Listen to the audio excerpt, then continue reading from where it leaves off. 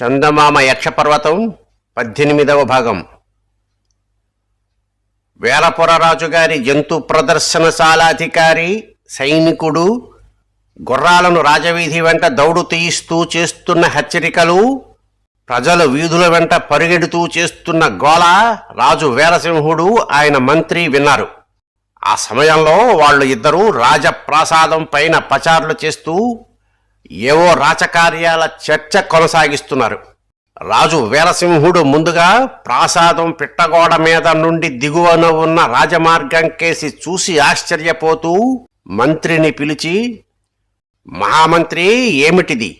మన జంతు ప్రదర్శనశాలాధికారి ఒక సైనికుణ్ణి వెంట వేసుకుని ఏ సింహాలో పులులో వెంటపడి తరుముతున్నట్లు అరుస్తూ పారిపోతున్నాడు. సేవకుల్ని పిలిచి సంగతేమిటో కనుక్కురమ్మనండి అన్నాడు. మంత్రి కూడా పిట్టగోడ మీద నుండి కిందికి చూశాడు. అతడికి జంతు ప్రదర్శనశాలాధికారే కాక ప్రజలు కూడా కేకలు పెడుతూ వీధుల వెంట పరిగెడుతూ ఉండటం కనబడింది. అతడు కోటద్వారం దగ్గర కాపలాగా ఉన్న భటుణ్ణి కేకవేసి సంగతేమిటో కనుక్కుందాం అనుకునే లోపలే జంతు ప్రదర్శనశాలాధికారి సైనికుడు ద్వారం దగ్గరకు వచ్చారు. కాపలా భటుడు అతన్ని, అతని వెంట ఉన్న వాణ్ణి ఆపి గుర్రాలు దిగి లోపలికి పొమ్మన్నాడు. జంతు ప్రదర్శనశాలాధికారి అందుకు ఒప్పుకోక పెద్దగా గొంతెత్తి, ఏమిటి నువ్వనేది? ఒకవైపున దేశం ప్రమాదంలో చిక్కుకునుంటే ఈ లాంఛనాలతో కాలయాపన చెయ్యాలని చూస్తున్నావా అంటూ అరిచాడు. దేశానికి ప్రమాదం, రాజ్యానికి ముప్పు, శత్రువులు అని అరుస్తూ సైనికుడు గుర్రాన్ని వేగంగా ద్వారం దాటించబోయేసరికి కాపలా భటుడు ఈటను తిప్పి సైనికుడి డొక్కలో ఒక్క పోటు పొడిచాడు. సైనికుడు గుర్రం మీద నుండి తలక్రిందులుగా పడిపోతూ వీరసింహ మహారాజుకు జై అంటూ కేకపెట్టాడు. భవనం మీద నుండి ఈ దృశ్యాన్ని చూసిన రాజు వీరసింహుడు ఎంతో ఆనందపడిపోతూ మంత్రితో, చూశారా మన సైనికుల రాజభక్తి? ఇలాంటి వాళ్ల సాయంతో మనం ఎన్నెన్ని రాజ్యాలనైనా జయించవచ్చు. కానీ మనం అలాంటి క్షత్రియ ధర్మాలను నిర్వర్తించకుండా మన సైనికుల రాజభక్తిని అడవి కాచిన వెన్నెల చేస్తున్నాం అన్నాడు. మంత్రికి రాజు మాటలు చాలా అసందర్భంగా తోచాయి. జంతు ప్రదర్శనశాలాధికారి సైనికుడు ద్వారం కాపలాభటుడితో అన్న మాటలు కొన్ని ఆయనకు వినబడ్డాయి. రాజ్యానికి ఏదో ప్రమాద పరిస్థితి కలగనున్నదని తెలుసుకునో వినో వాళ్ళు అంత హడావుడిగా రాజభవనం దగ్గరకు వచ్చి ఉంటారని ఆయనకు తోచింది. మంత్రి చేయెత్తి కాపలాభట్టుణ్ణి కాకవేసి, ఒరే వాళ్ళిద్దరినీ గుర్రాలతోనో గుర్రాలు లేకుండానో ఎలాగో ఒకలాగా త్వరగా లోపలికి రానియ్యి అని చెప్పాడు. మంత్రి ఆజ్ఞ వింటూనే కాపలాభట్టుడు జంతు ప్రదర్శనశాలాధికారికి దారి ఇచ్చి గుర్రం మీద నుండి కింద పడిన సైనికుణ్ణి లేపి నిలబెట్టాడు. ముందు జంతు ప్రదర్శనశాలాధికారి గుర్రం మీద, ఆ వెనుక కుంటుకుంటూ సైనికుడు భవన ప్రాంగణంలోకి వచ్చారు. మంత్రి ఒక సేవకుణ్ణి పిలిచి వాళ్ళిద్దరినీ తన దగ్గరకు తీసుకురావలసిందిగా ఆజ్ఞాపించాడు. జంతు ప్రదర్శనశాలాధికారి సైనికుడు భవనం పైకి వచ్చి రాజును మంత్రిని చూసి నమస్కరించి కొంచెం దూరంగా చేతులు కట్టుకుని నిలబడ్డారు. మంత్రి తీవ్ర కంఠస్వరంతో, మీరిద్దరూ రాజభృత్యులు కదా, రాజభవన ప్రాంగణంలోకి గుర్రాలు ఎక్కి రాకూడదన్న సంగతి మీకు తెలియదా అని అడిగాడు. జంతు ప్రదర్శనశాలాధికారి ఆ ప్రశ్న వింటూనే వణికిపోతూ, మంత్రిగారు క్షమించాలి, రాజ్యం ప్రమాదంలో ఉండటం కళ్ళారా చూసినందువల్ల కలిగిన ఆవేశ వేగాల్లో ఆ సంగతి మరిచాం అన్నాడు. ఈ జవాబు రాజు వీరసింహుణ్ణి ఆశ్చర్యచకితుణ్ణి చేసింది. వేలపుర రాజ్యం ప్రమాద స్థితిలో ఉందా? ఎలా? ఎవరి వల్ల? ఆయన జంతు ప్రదర్శనశాలాధికారి కేసి కళ్ళు చికిలించి చూస్తూ ప్రశ్నించబోయేంతలో మంత్రి కనుబొమల ముడిచి, రాజ్యానికి ప్రమాదమా? ఎవరు దండెత్తి వస్తున్నారు? మన సైన్యాలన్నీ రాజ్య సరిహద్దుల్లో కాపలా కాస్తున్నాయి కదా. అలాంటి శత్రుదాడి రావటం జరిగితే ముందుగా సేనానాయకుడికి వార్త వచ్చి తీరుతుంది. క్రూర మృగాలను పట్టి పెంపకం చేస్తూ రాజధాని నగరంలో సుఖంగా కాలక్షేపం చేసే నీకు ఒకవేళ అలాంటి శత్రు ప్రమాదం ఉన్నా ముందుగా ఎలా తెలిసింది అని అడిగాడు. జంతు ప్రదర్శనశాలాధికారి మంత్రికి మరొకసారి నమస్కారం చేసి వణుకుతూ ఉన్న గొంతుతో, మంత్రిగారు మరోసారి క్షమించాలి, నేను జంతు ప్రదర్శనశాలకు పశుపక్ష్యాదుల్ని పట్టుకువచ్చేందుకు కొందరు సైనికులతో మన రాజ్యపు ఉత్తర దిశలోని అడవుల్లోకి వెళ్ళాను. అక్కడ సమరబాహు అనే కొండకోట నగర రాజు సైనికులు ఒంటెల మీద పెద్ద దండుగా వచ్చి మా మీద పడ్డారు. మేము వాళ్ళందరినీ వీరోచితంగా ఎదుర్కొని చాలామందిని మా దాడి కత్తులకు ఎరవేశాం. కానీ అంతలో మరొక ఒంటెల దండు మా మీదకు వచ్చి పడింది. మేము మరింత వీరోచితంగా వాళ్లను ఎదిరించి శత్రువులను ఓచకోత కోయసాగాం. మన సైనికుల్లో కొందరు గాయపడ్డారు. కొందరి కత్తులు శత్రువులను నరికి నరికి పదును పోయి బండబారాయి. అయినా రాజభక్తి, దేశభక్తి మాకిచ్చిన శక్తి సాహసాలతో మరికొందరు శత్రువులను హతం చేశాం. అలా హతం చేస్తూ మన వాళ్ళు అందరూ వీరోచితంగా నేలకొరిగారు. నేను, ఈ సైనికుడు ఈ వార్త తమకు తెలిపేందుకు శత్రు వ్యూహాన్ని ఛేదించుకుని నగరం చేరాం. ఆ తొందరలో రాజభవన ప్రాంగణంలోకి గుర్రాలతో సహా వచ్చాం అన్నాడు.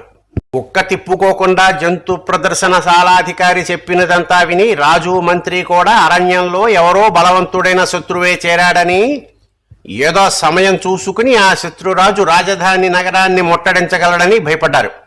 రాజు వీరసింహుడు 2-3 క్షణాల కాలం తలవంచుకుని ఆలోచించి మంత్రితో, మహామంత్రి, మన మృగాధికారి తెచ్చిన వర్తమానాన్ని బట్టి మన రాజ్యపు ఉత్తర సరిహద్దు ప్రాంతాల బలమైన శత్రువే చేరి ఉన్నట్లు తెలుస్తున్నది. సేనాని కోసం కబురు పంపండి అన్నాడు.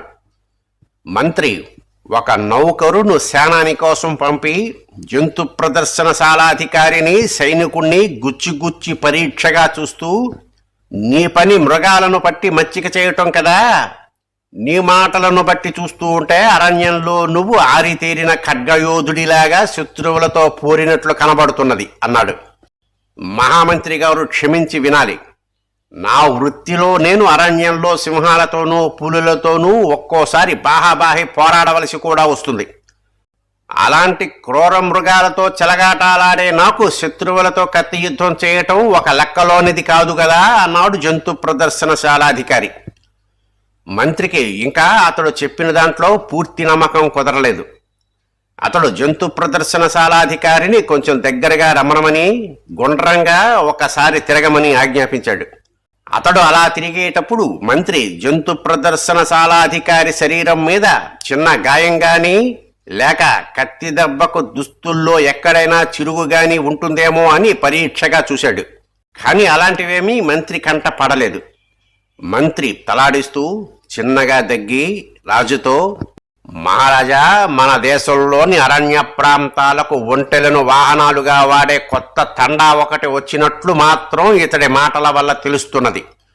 ఇకపోతే అక్కడ జరిగింది అని చెప్పే ఇతడి యుద్ధ వర్ణన అంతా. మంత్రి మాట ముగించే లోపల సేనానాయకుడు వరలోని కత్తిని టకటకలాడించుకుంటూ అక్కడికి వచ్చి రాజుకు, మంత్రికి నమస్కరించి నిలబడ్డాడు. మంత్రి అతడికి జంతు ప్రదర్శనశాలాధికారి చెప్పినదంతా వివరించి, ఇంత శత్రుబలగం రాజ్యంలో ప్రవేశించి తిష్టవేసి ఉన్న సంగతి సేనానికి తెలియకపోవటం ఆశ్చర్యకరంగా ఉన్నది అన్నాడు. సేనాని మంత్రి అన్న చివరి మాటకు గతుక్కుమని జంతు ప్రదర్శనశాలాధికారి కేసి ఒక కోరచూపు చూసి రాజును, మంత్రిని ఉద్దేశించి, ప్రభువులు వినదాంట్లో కొంత నిజం ఉన్నా అతడు కాస్తంత దాన్ని గంపంత చేసి చెబుతున్నాడని నా దృఢ విశ్వాసం.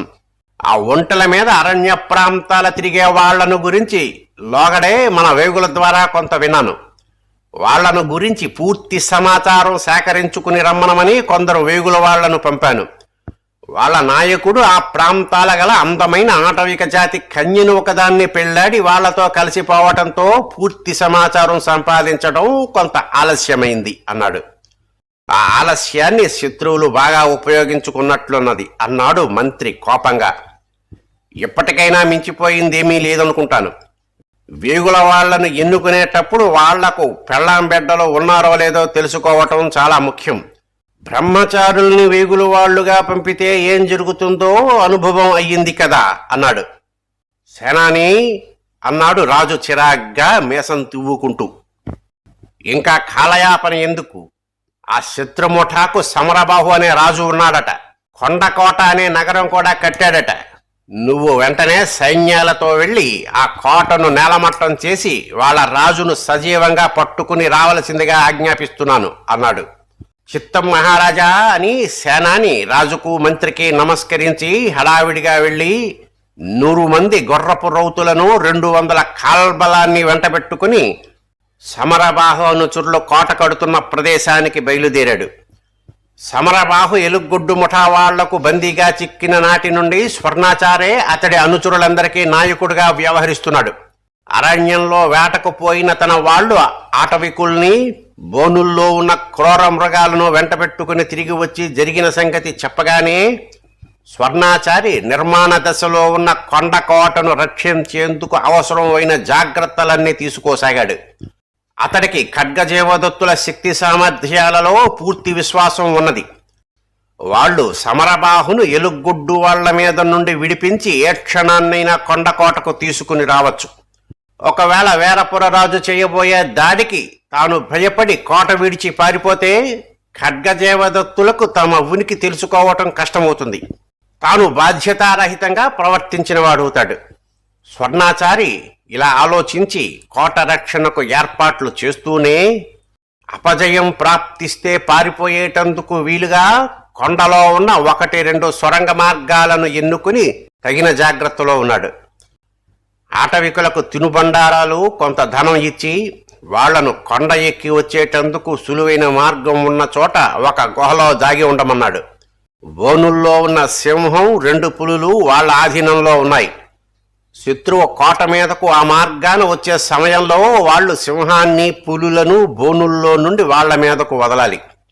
అప్పుడు శత్రు సైనికుల్లో చెలరేగే గందరగోళాన్ని అవకాశంగా తీసుకుని వాళ్ళు అరణ్యంలోకి పారిపోవచ్చు, లేదా సమరబాహు అనుచరులకు సాయం చేసి అతడి వల్ల మరికొన్ని అమూల్యమైన బహుమానాలు పొందవచ్చు. స్వర్ణాచారి కోట రక్షణకు సన్నద్ధంగా ఉన్న దశలో ఒకనాటి సూర్యోదయం వేళ వీరపుర సైన్యం దాడికి వస్తున్నట్లు అరణ్యంలో కాపలాగా ఉన్న సమరబాహు అనుచరుల ద్వారా వార్త అందింది. స్వర్ణాచారి తన వాళ్లకు ఈటెలు, ఒడిసెలను ఇచ్చి కొండ క్రిందికి శత్రువులు రాగానే ఎలాంటి హెచ్చరిక లేకుండా విసరమన్నాడు. వీరపుర సేనాని అశ్వికులతో, కాల్బల సైనికులతో కొండ కిందకు వచ్చి కత్తి దూసి పైన ఉన్న సమరబాహు అనుచరులకేసి చూసి గొంతెత్తి, ఒరే, నేను వీరపుర రాజ్య సేనానాయకుణ్ణి, మీరంతా ఆయుధాలు కింద పడవేసి లొంగిపోయారో సరి, లేకపోతే చిత్రవధ చేస్తాను అన్నాడు. ఆ వెంటనే కొండ మీద ఉన్న సమరబాహు అనుచరులు మూకుమ్మడిగా ఈటెలను వీరపుర సైనికుల మీదకి విసరనారంభించారు. వాటిల్లో ఒకటి వేగంగా వచ్చి వీరపుర సేనాని భుజంలో బలంగా గుచ్చుకున్నది. ఇంకా ఉంది. స్వస్తి.